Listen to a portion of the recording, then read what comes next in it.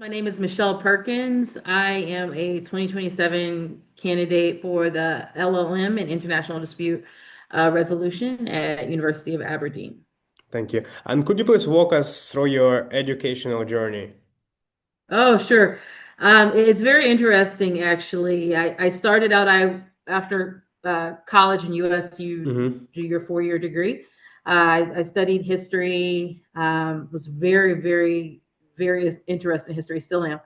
And then I went to law school because I also was interested in law. Hmm. But when I didn't finish law school in the U.S., I wanted to travel the world. I started getting into philosophy, religious Hmm. studies. So I pursued degrees. I had a master's of religion and philosophy. I got a fellowship for Masters of Intercultural Studies, and thought I was going to go into academia looking at intercultural studies, religion, Hmm. society, and all of that. I ended up getting married, and I had the opportunity to travel all over the world. And my professor said I was going to start a PhD Hmm. in intercultural studies, and he said, I think you should travel the world first, or Hmm. go overseas first, because in US we're geographically isolated, so we don't always get to see how the world works. Yeah. So basically 4 continents later, living all over the world, I knew what I wanted to do. I went back. I wanted to do international law, so I did my LLB at the University of London, and Hmm. now I am doing my QWE with Freedom Law Clinic, pro bono. Hmm. I've been there a year and a half under Luke Gittos, and I knew I wanted to do arbitration and mediation. Interesting. So That's that's a very long, interesting. And what yeah. would you say is the main difference between studying at university in the US and in the UK? Like, what's the difference between the systems? Yes, the UK, I would say, has a bar, and it's like that bar is not moving. So in the US, we have, a curve for Hmm. law school. In UK, I would say, I mean, American University is great as well, but Hmm. the standard was extremely high, and they weren't budging from Hmm. it. So, you can't say, oh, but this should be this. I just feel like I really had to put everything in there. I don't know if it was the program, but or because I had to do it partially remote, Hmm. but it was really tough. Interesting. And could you please tell us more about you being the founder and director of Trivium International Mediation and Arbitration? What is it, and how are you involved with it? Yes, I kind of always wanted to do arbitration and mediation international, Hmm. because I saw so many protection gaps. As we were traveling around the world, people fall in love in one country, they get a Hmm. divorce, the country might not be favorable to maybe women having assets, children, where are the children going to go? Hmm. Um, Being a girlfriend of a super, maybe a super rich expat, and you've been living with them for 20 years, and all of a Hmm. sudden he sends you a text message and says, I'm not going to support you anymore, but you're in a country that won't doesn't help that, or doesn't Yeah. recognize cohabitation. That's actually a true story. And so you're left penniless in the middle of Africa. It's just, I'm not going to say any more details, but this has happened. And so I saw there needs to be something that deals with private dispute. So I actually started it because I was looking everywhere to intern at a place that did this, and also dealt with, um, deep ideological divides in businesses and corporations. And I was looking for some place that kind of dealt with all of that, and I couldn't find it. So, and then if I did find it, will they take me? And I said, you know what? I can do this. Hmm. I have done this. I've lived on 4 continents. I've lived in wars, evacuating at the Yeah. moment from a war. We help Americans in distress in different countries and dealing with Hmm. other laws. And it was very scary at first, but I said, "This is what I want. This is what I want to see in the world," and you know, made it happen. That's very impressive. Very well done. And you obviously work in so many different places. And what has Mhm. that taught you about cross-cultural communication? And Ooh, it's like walking on a minefield. um, you have to have a lot of grace for other. You have to have humility for yourself and have a lot of grace in understanding other people and other cultures. They're rarely neutral actors. Everybody that comes there's like conflicting loyalties. There's Mhm.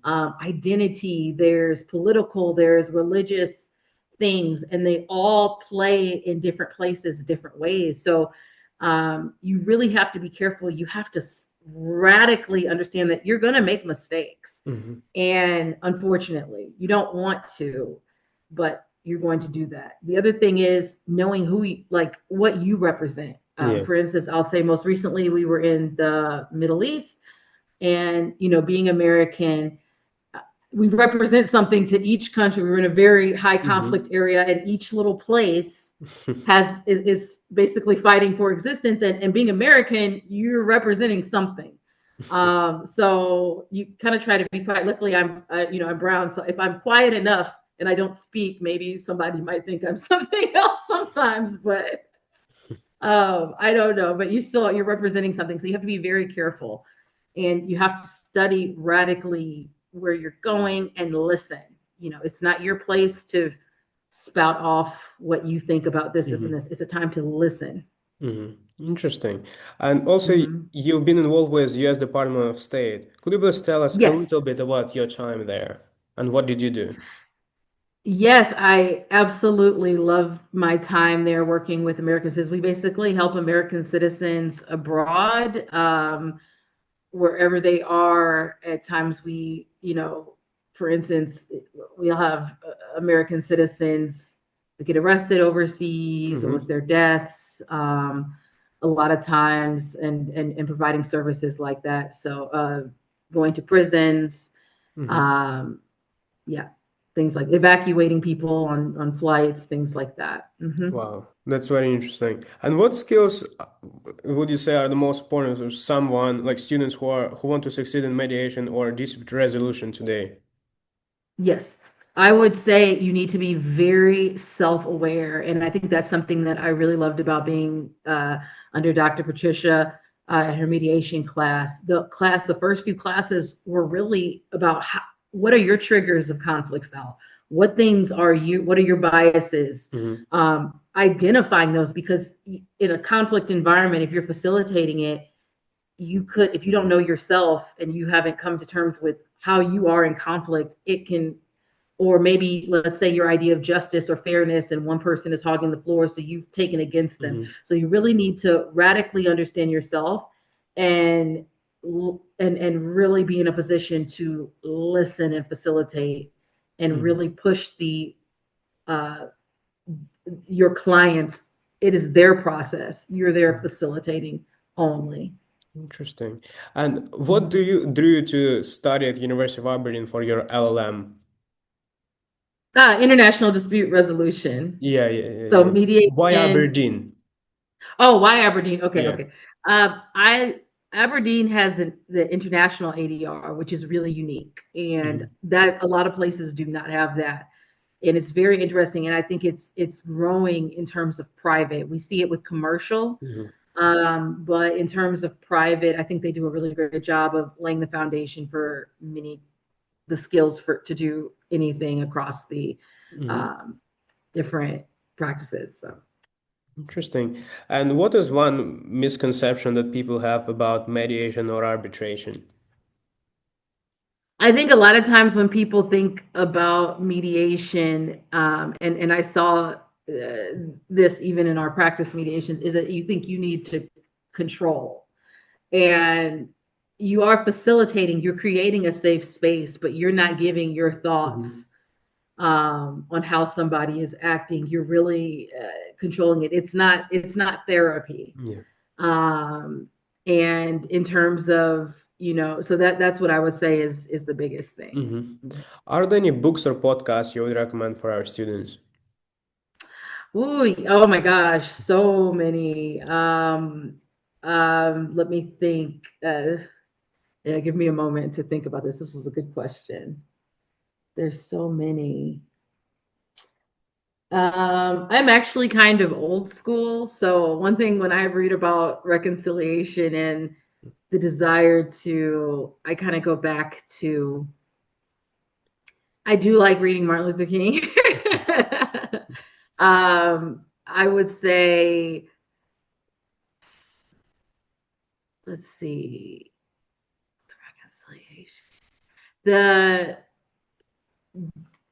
one person I would say, I also read more books. So I Mm-hmm. would say probably one of the best is Dr. Pumla Gobodo Madzikiela.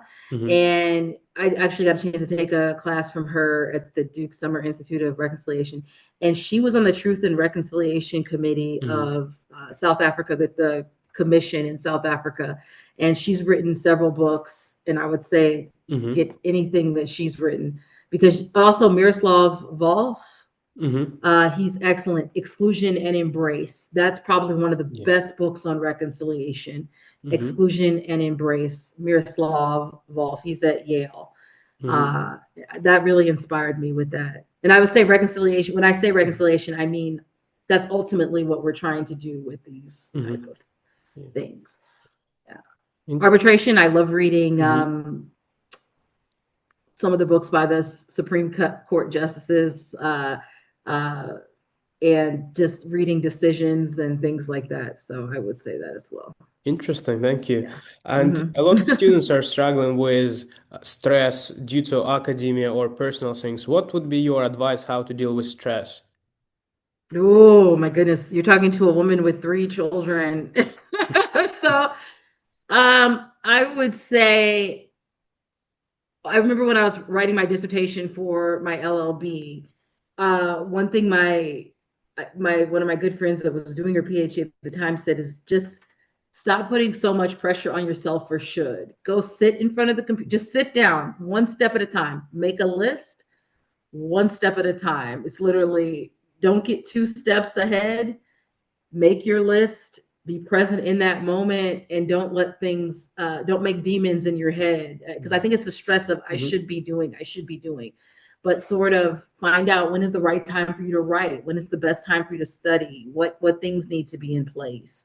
Having your why, why you're doing it. Mm-hmm. All of those things for whatever motivation it is. Having it on your vision board or anything like that. And I know that sounds silly, but my vision board really helped me to come back. And it's like, no, and also being grateful. Like I Mm-hmm. get to do this. I get Yeah. to study. I get to do something that's going to give me gainful employment. Luckily, I also get to do something that I love. Mm-hmm. So two things. Yeah. Thank you very much. And the last question is, what advice would you give to your younger self? Oh man, don't make decisions out of fear. Um, do not make decisions out of fear. Do it. There's no failure, as Kobe Bryant said, failure doesn't exist. Like it just Mm-hmm. doesn't exist. It's an illusion. I was so locked in by fear and fear of looking a Mm-hmm. certain way or fear of this not going right. And that's 100% way to guarantee that it's not going to happen.